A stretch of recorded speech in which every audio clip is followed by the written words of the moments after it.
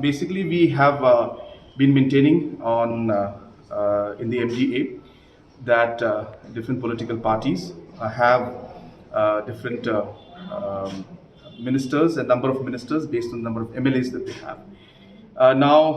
In the case of HSPDP and the NPP, last time there was a change in the ministers because there was an agreement among the MLAs at that point in time that they will share 2.5 years. And this was with the knowledge of the state presidents.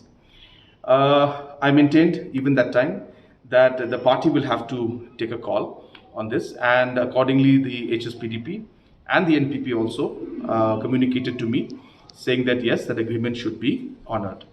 At that point in time, the president of the BJP had changed, and it was not Mr. Shillong South, who was there during the meeting that we had during the formation of the government, when Shri Himanta Biswa Sharma ji, the now Chief Minister of Assam, and our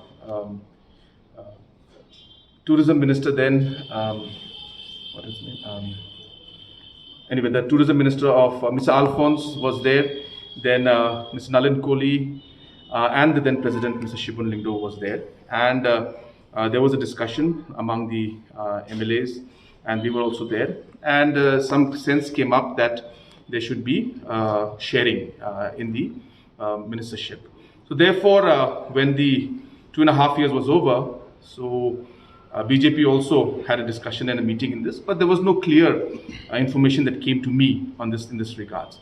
But just recently, I have received a letter from the president of the BJP, Shri Ernest Mauri, mentioning about that meeting and mentioning that that particular agreement and understanding should be honored, and therefore, based on that, he has recommended that Shri Sanbor Shullai should be taken into the cabinet, and based on the letter of the president of the BJP, this is being done.